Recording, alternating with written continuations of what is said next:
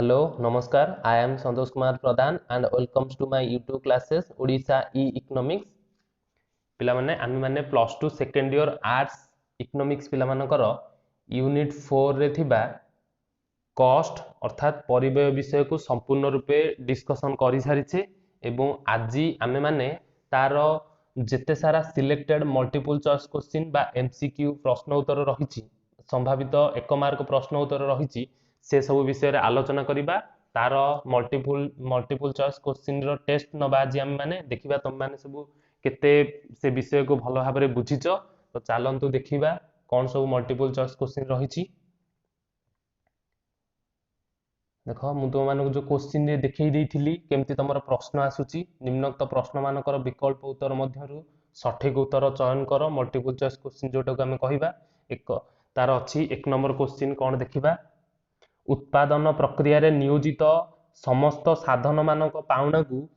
कोन कहा जाय ऑप्शन अछि साधन मूल्य उत्पादन रो दाम बा परिव्यय ठीक आंसर होची परिव्यय। केउ दुई नंबर क्वेश्चन केउ परिव्यय को दृश्यमान परिव्यय मध्य कहा जाय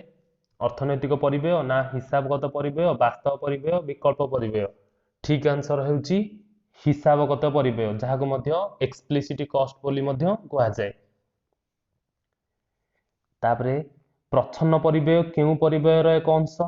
3 नंबर क्वेश्चन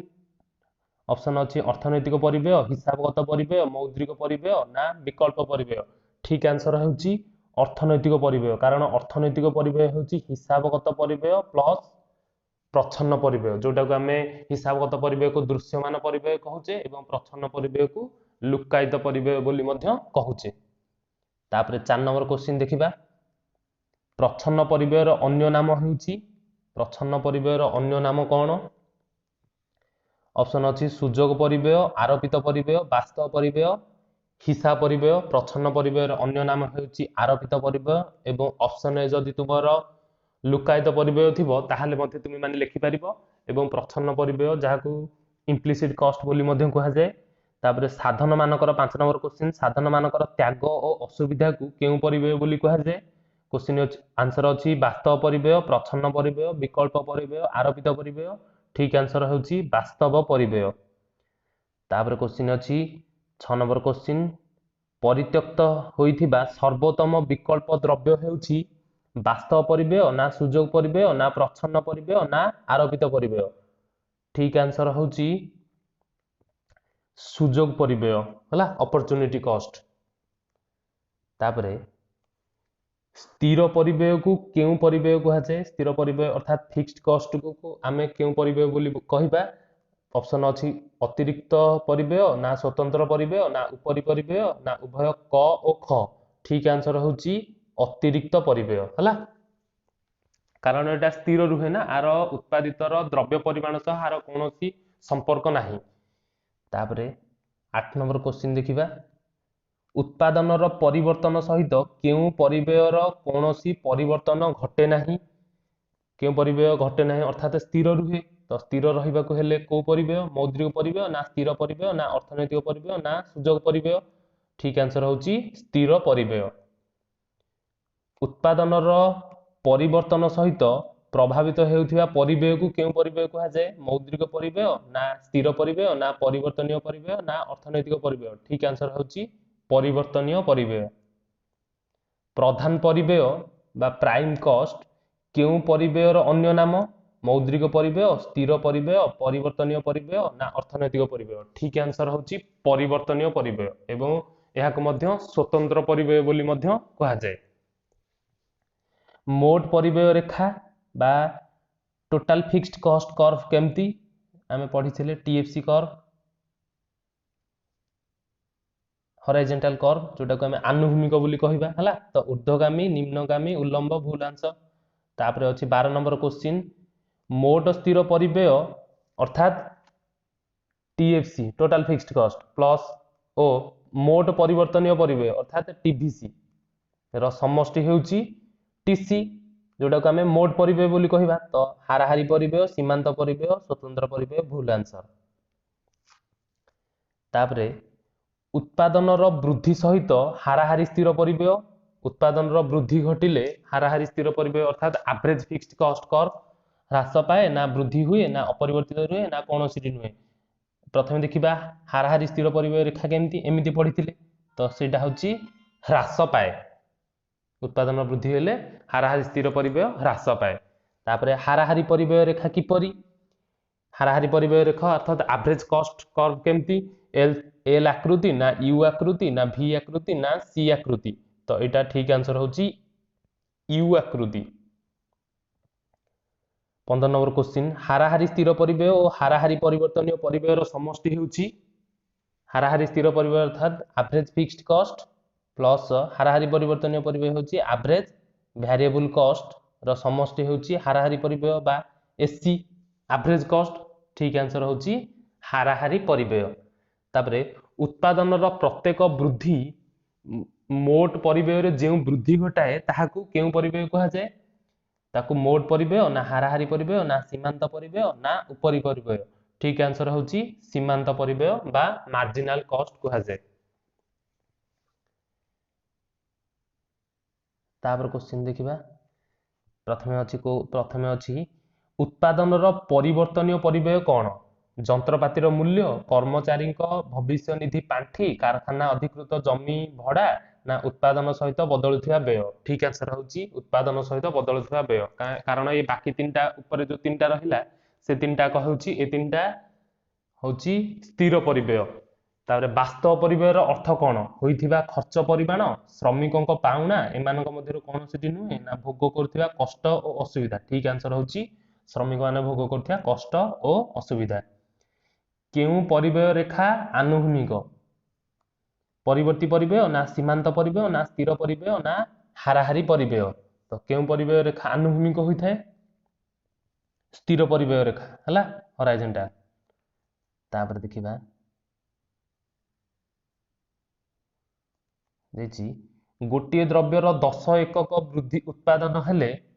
150 टंका 10 एकक करिया को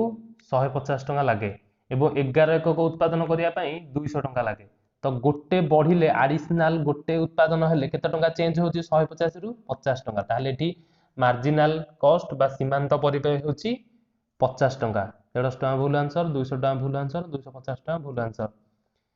केउ परिव्यय को मुद्रा रे माप करा जाई पारे नाही मुद्रागत परिव्यय ना हिसाबगत परिव्यय ना अर्थनैतिक परिव्यय ना वास्तव परिव्यय। ठीक आंसर होची वास्तव परिव्यय कारण यह होची श्रमिक मानकर दुख और यंत्रणा। काहाकू प्रधान परिव्यय कहा जाए स्थायी परिव्यय ना मोट परिव्यय ना परिवर्ती परिव्यय ना हाराहारी परिव्यय। ठीक आंसर होची परिवर्ती परिव्यय हला वेरिएबल कॉस्ट को प्राइम कॉस्ट बोली कहा जाए। तापरे उत्पादन वृद्धि हेले हाराहारी स्थिर परिव्यय कौन हुए वृद्धि पाए ना ह्रास पाए ना समान हुए ना शून्य हुए हाराहारी स्थिर परिव्यय बा एवरेज फिक्स्ड कॉस्ट ह्रास पाए माने डायग्राम करी कहितली एमती डायग्राम हबो हला। तापरे नेक्स्ट क्वेश्चन अछि उत्पादन वृद्धि पाइले मोट स्थिर परिव्यय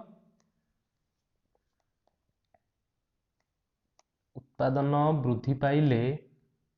मोट स्थिर परिव्यय कौन होइथाय मोट स्थिर परिव्यय बा फिक्स्ड कॉस्ट जोटा मोट स्थिर परिव्यय अपरिवर्तित रुहे वृद्धि पाए भूल आंसर ह्रास पाए भूल आंसर शून्य हुए भूल आंसर। तापरे जोगाण और दर मध्य केउ संपर्क रही आम पढ़ा जोगाण एवं आय विषय से यूनिट 4 रे पढ़ा तो सेते बेले मु तुमको कहबी एवं आंसरटा कहि दोची प्रत्यक्ष संपर्क बा पॉजिटिव रिलेशन थाए जेते बेले सीमांत परिव्यय हाराहारी परिव्यय ठारू कम सेते बेले हाराहारी परिव्यय देखो प्रथमे आमे सीमांत परिव्यय हाराहारी परिव्यय रेखा कर दबा देखो एटा होची हाराहारी परिव्यय एससी एससी कर्व एटा होची सीमांत परिव्यय बा एमसी कर्व हला तो से कहिछि जेते बेले सीमांत परिव्यय रेखा हाराहारी परिव्यय रेखा ठारू कम ताले एठी एटा होची सीमांत परिव्यय देखो एटा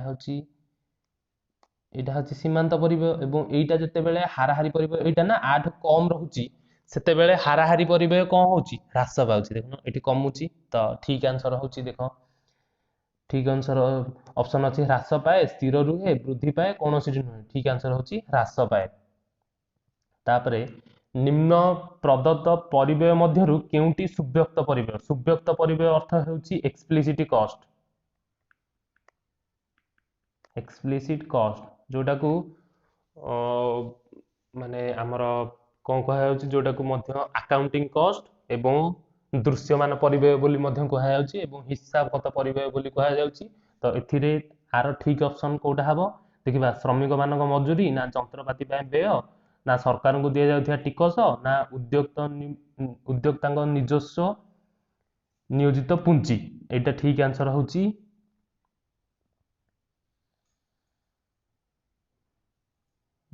श्रमिक मानक मजूरी हैला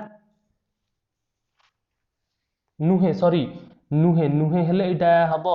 उद्योक्तांग निजस्व नियोजित पुंजी हैला नुहे अछि निजस्व नियोजित पुंजी जो गुड़ाक निजे से